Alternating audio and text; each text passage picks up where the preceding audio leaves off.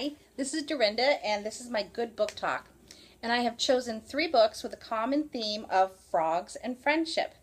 And each of these 3 books would be great to work with children in kindergarten through 3rd grade. The first one is Too Many Frogs by Sandy Asher and illustrated by Keith Graves. And it's a story about a rabbit who lives alone, and he likes to read to himself every night until Froggy starts showing up. And he likes to hear stories too. And the second book is Joshua the Giant Frog, and this is by Peggy Thomas and illustrated by Kat Bowman, and this is a folk tale from Western New York about a giant-sized pollywog and the adventures and things that happen in town when you have a frog of that size. And the third book is Bentley and Egg, and this is a friendship between a frog and a duck. And the frog ends up egg-sitting, and then the egg gets egg-napped, and we learn about his adventures there. So, I will start my Good Book Talk. Hi, boys and girls. Do you like to read stories to yourself? Do you like to have somebody read a story to you? I hope so. I have 3 books here that I'm going to be reading to you. I have a book that celebrates the joy of reading out loud. And this one is called Too Many Frogs. And so I have my frog helper. And he is a great big frog. So he's going to sit here to help. And this is a story about a rabbit who lives alone, and he likes it that way. Rabbit lived by himself in the hollow of an old tree. He cooked for himself, he tidied up after himself, and at the end of each and every day, he read himself a story. It was a simple way of life, no fuss, no clutter, and Rabbit liked it. But one rainy evening, he heard a knockety-knock knocking at the door. "It's Froggy," creaked the deep voice. "Don't care for this storm." Rabbit opened the door.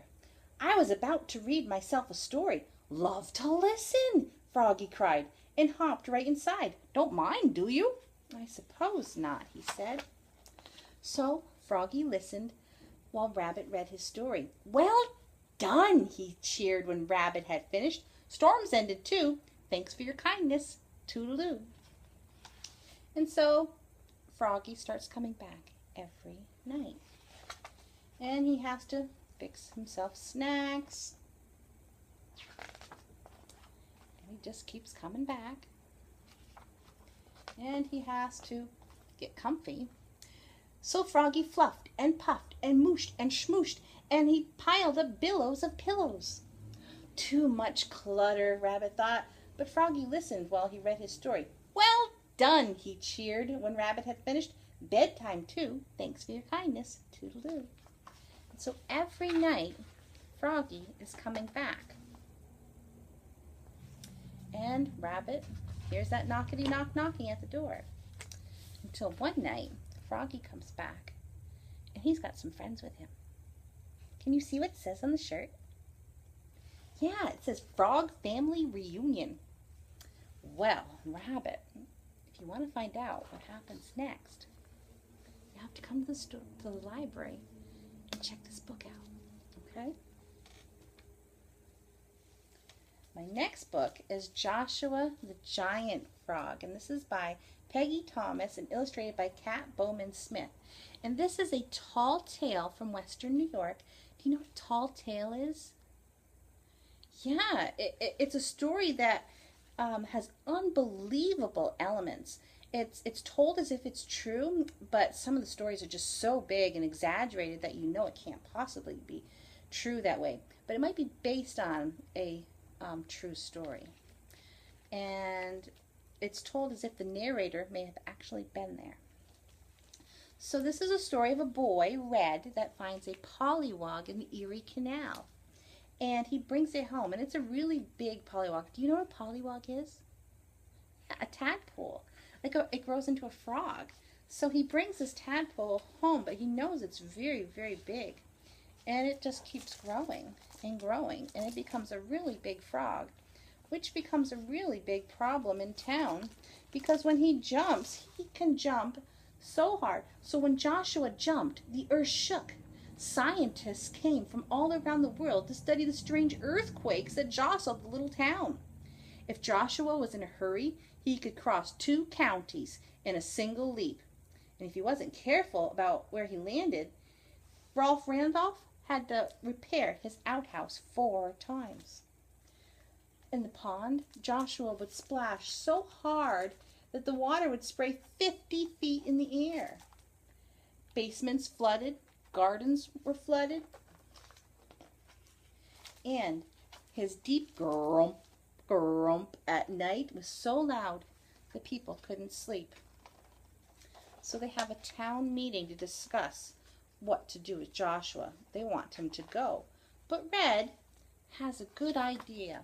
He says Joshua's really big. Maybe he could help with some of the town's problems. That year there was such a drought where there's no water to fill this Erie Canal that the oxen couldn't even haul the boats through the Erie Canal. So they said, let's try Joshua. And they attach him with a harness to the boats, and he digs them through. By the end of the day, Joshua hauled the boats all the way to Albany. The governor personally thanked Joshua for deepening the Erie Canal. So they're finding more jobs for Joshua to do.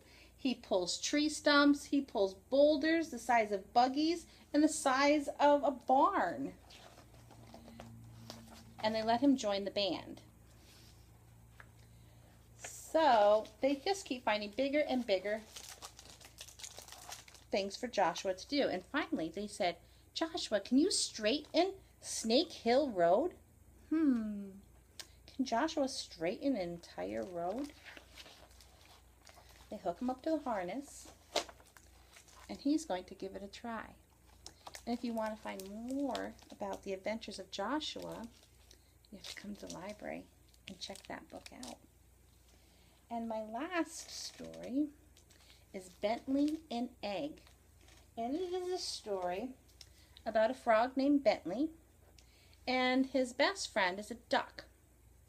And she wants to go visit her sister, who just had a baby duck.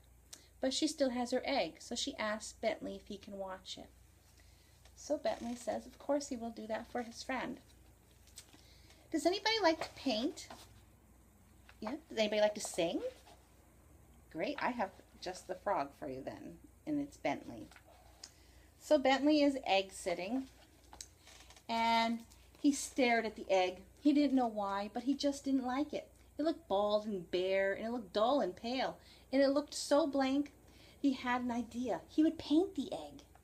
He did a beautiful job, a masterful, an extraordinary job. The egg looked dazzling. Never in the history of the wood had there ever been such a special egg.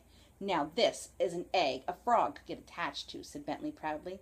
And then he pulled out his banjo and began to sing, oh, special egg, oh, roundedy egg, oh, splendid, artful Bentley egg. I painted you with feelings too mysterious to say to you. Bentley felt happy beyond words. But the egg looked like an Easter egg now, and a little boy snatched it right up. The egg has been egg-napped. So Bentley chases after it. He finds a stuffed elephant in the garden. He doesn't have time to help the elephant. He continues on until he gets a balloon in the house to carry him.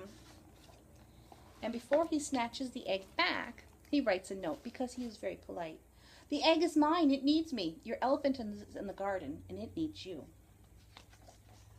So he runs into the little sister, but she's very nice, and Bentley continues on. But as he is in his air balloon on the way home, he gets stuck in a garden party. Uh-oh. She sees him, he sees her. Then he gets a boat, but he runs into the little boy again. Will he ever get home with this egg? I hope the egg's okay. So if you want to find out more about Bentley and the egg and what happens, you have to come to the library and check out this book. Thank you.